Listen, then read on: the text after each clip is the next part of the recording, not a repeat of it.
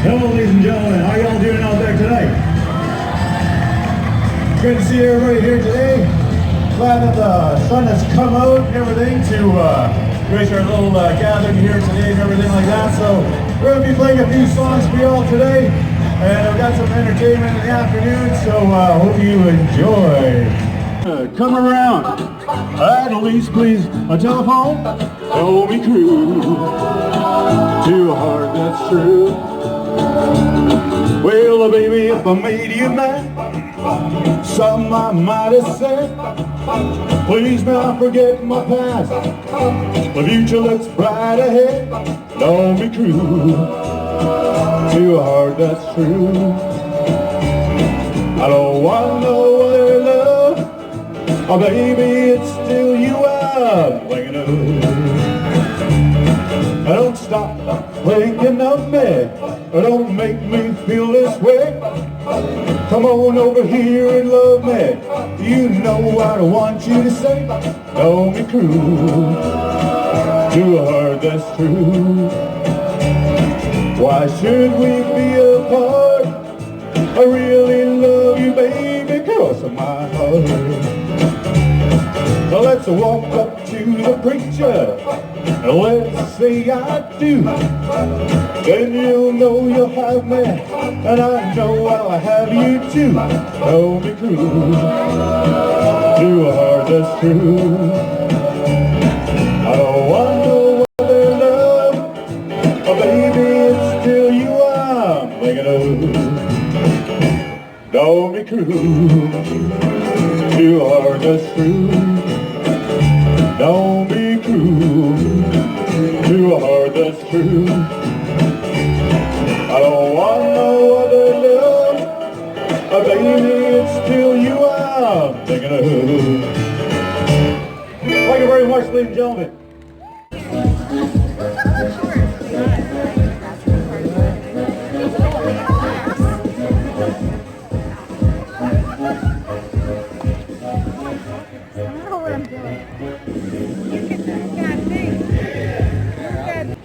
Hello, Wake. My name is Grace Dove. I'm SecWeb, and I'm super stoked to be here.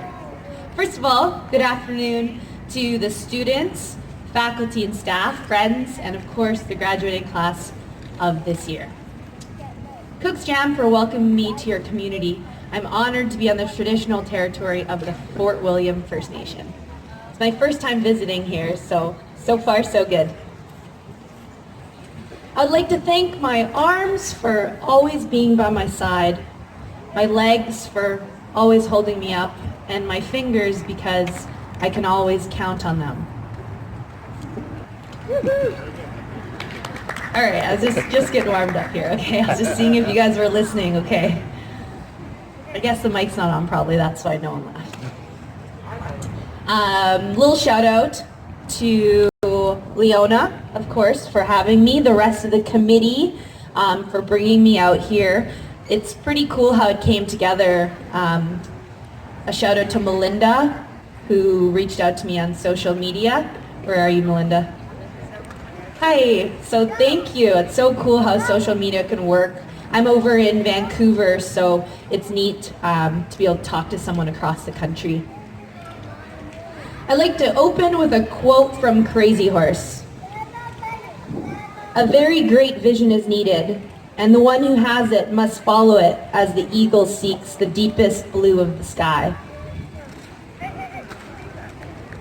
As I write my thoughts with the anticipation of landing in Thunder Bay, I look back on what brought me here today, and why it is I say yes to my craft every single day. This week has been like many others. I work to build routine and discipline even through the hurdles of an artist lifestyle. During these dry spells, I can go a number of weeks without an audition, which sometimes makes me feel like I'm standing still. That's when I have to remind myself the many reasons I would be grateful today and trust that the next opportunity is right around the corner.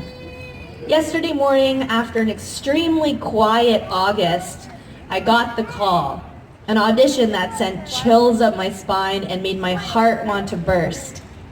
Obviously, I can't quite share details, but I want to describe the feeling I get in my soul when a script feels right. Images, emotions, and characters started dancing off the page, and that moment, just sitting on the plane yesterday, reminded me why I have to say yes to my dreams every single day and believe that the future can be brighter than I have ever imagined. It wasn't many years ago I was celebrating the completion of my post-secondary studies. When one door closes, another one opens. This is such an exciting time for us. Our generation is building strength and making our ancestors proud. When I graduated from high school, I was one of the lucky ones who knew exactly what I wanted to do and spent much of my senior year manifesting my future. Many people didn't believe in me as much as I did. Acting, they'd ask, okay, what's your plan B? I'd always answer just the same way. I'll cross that bridge when I come to it.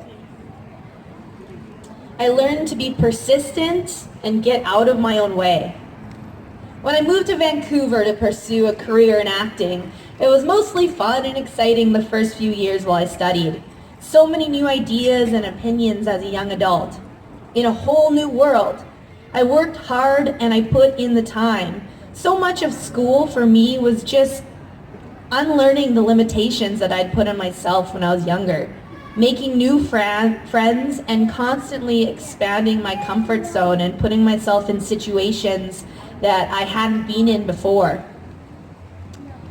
My instructors challenged me to stop cheating myself, to start seeing my education for me. And you know, when it comes to studying or putting time into my craft, well, if I don't fully put 110% in it, then it's only hurting me, and I had to learn that. My biggest lessons came after school, when there was no longer anyone asking for my homework and checking on my progress. That's when dedication, discipline, and your own drive to learn must shine. It was a full year before I booked any acting work, and in that time I had 3 part-time jobs. None of them I enjoyed. I was standing around at the fair working for a radio station. I was serving at restaurants, trying to learn lines, carrying them under my tray. All these things because I had a vision and I knew where I wanted to go. There was a lot of learning involved now that I can reflect on, but it just wasn't obvious at the time. At one point, I was going for an audition at Fox Studios in North Vancouver. And it was the first time I'd been over there. It was the first time I was going to this big studio, and I had put all this work into it, and I was all excited. It was for one of those Percy Jackson films. And so I go over there, and I've got, this big plan, and I have to take the bus, and this and that, and one thing after another goes wrong. So I put in days of work just for it to fall apart in the last hour. Buses weren't coming, and then I couldn't get a taxi, so I decided to just run. So I've got, maybe a 10 minutes to go or 15 minutes to get there, and I'm already late. So I just start running, and I run like 2 kilometers to the audition. By the time I get there, I'm all sweaty and frazzled, but I'm like, I made it. And then I look down, I realized I lost half of my audition papers somewhere along my run. And by then I got in the room, and I think I cried a little, and it didn't work out, and I walked away really defeated.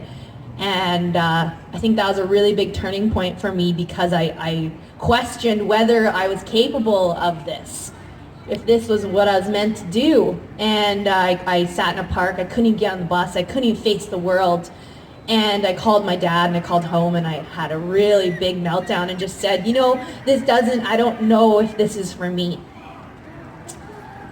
And that was a year after coming out of school that I hit that challenge. A lot is going to change now that you've moved on to this new chapter.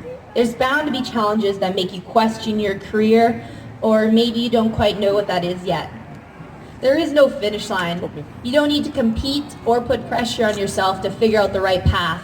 That's what the journey is for. Morgan Freeman didn't even get his first big part until he was 50. So I think I've got a couple years to figure that one out. 2 years ago, I was so hungry for it. I had so many expectations of where my career should be that I wasn't happy. I let fear take control, and I was worried that I wouldn't be able to find anything else. It was like I had picked up a handful of sand, and the harder that I held on to my dream, the faster it slipped away. And once I was able to kind of sit back and have a bit more trust and faith in the process, that's when it got easier, and I was able to just let that sand sit in my hand. At this point, with my recent success, it might seem like everything has been falling into place quite easily. The truth is, I still take it one day at a time. If I get too far ahead of myself, I can get lost worrying needlessly because I cannot change the past and the future is unknown. The present, the everlasting moment, is all we have for certain. Every day I continue to practice just being present.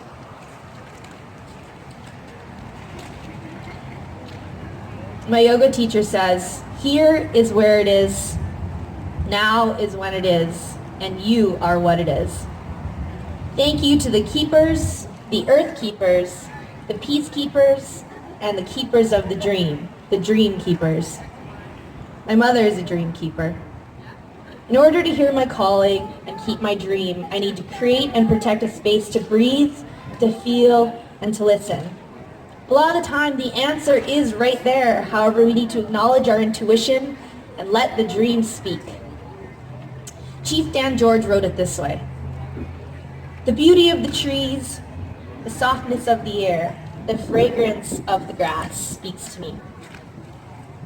The summit of the mountain, the thunder of the sky, the rhythm of the sea speaks to me. The faintness of the stars, the freshness of the morning, the dewdrop on the flower speaks to me. The strength of the fire, the taste of salmon, the trail of the sun, and the life that never goes away, they speak to me, and my heart soars. I continue to circle my personal medicine wheel and find balance between the fine line of goals and expectations. What does it mean to be a young adult of this generation? I came to the conclusion that I can take what I like and leave the rest, and I don't have to continue making as many mistakes as possible just to learn lessons the hard way.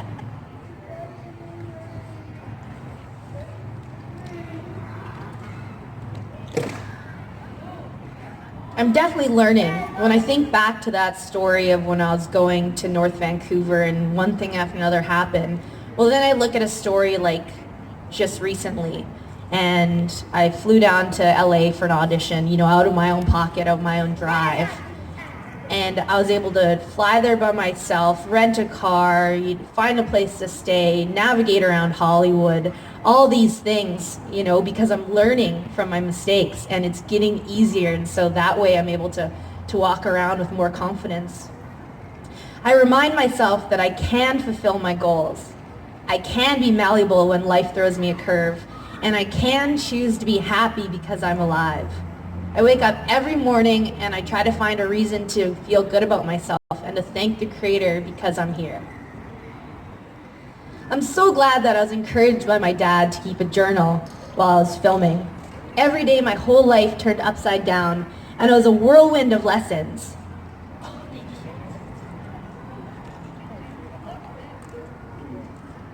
I'd like to share one entry I wrote while I was filming at the end of the world in Argentina. We flew down to near Patagonia. We were on a private charter from LA for over 22 hours without getting off the flight. So it was pretty intense. And while I was there, I realized I was probably the first Shuswap to ever even be on that land. So that's pretty exciting. August 6, 2015, Ushuaia, Argentina. Holy! My life is changed forever. Today I worked alongside some of the most influential people in film. Across from me in the scene was Leonardo DiCaprio. On either side of me was director Alejandro Inarritu and Chivo Emmanuel Lubezki, the cinematographer. I can't believe how amazed these artists are. Brilliant. I felt so calm and ready. I've been waiting my whole life for this. funny because in the final scene of the movie, I'm walking away and I was supposed to have a faint smile of love. But as soon as Leo came on set, I had to do my best to hold it back and not lose it with smiles. I mean, we have our son, right? Our romance can't be that fresh. Then when the camera turned on him, I was his eyeline and stood just off camera. When he gave his final performance of the movie, he is staring into my eyes. It would have been more magical if I didn't have to pee like no one's business. It hurt so bad and I thought I wasn't going to make it. LOL. He kept wanting to do another take and we were way out in the bush wearing a million layers because of the cold. I imagined what would happen if I didn't make it. He did about 8 takes, which is admirable. What a star. I learned so much. I can't wait to get back to LA and finish off the rest. Thank you, Creator. In closing, I'd like to share a speech from Chief Dan George written in 1967. Oh, great spirit, give me back the courage of the olden chiefs. Let me wrestle with my surroundings. Let me once again live in harmony with my environment. Let me humbly accept this new culture and through it rise up and go on.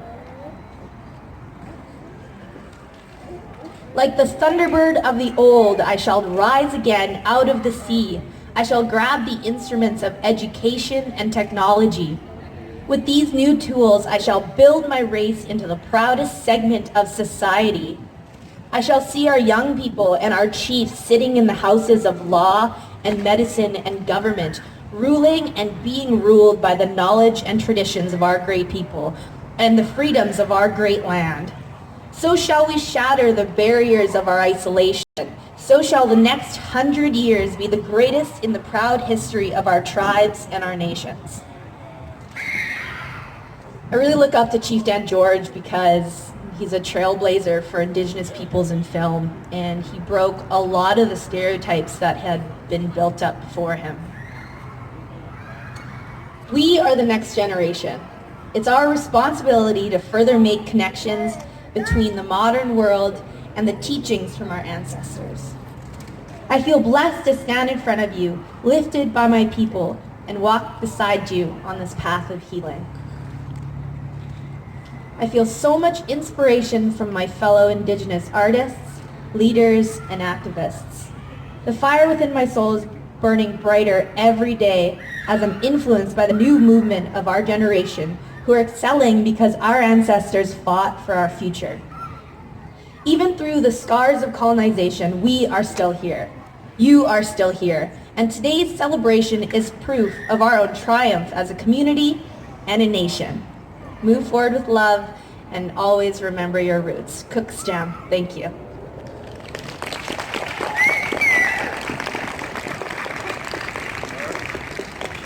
All right, let's give it up for Grace Dove.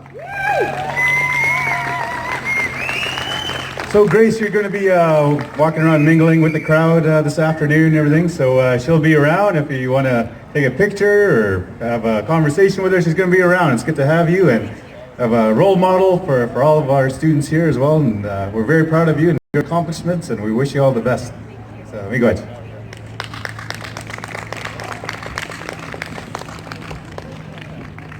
Okay.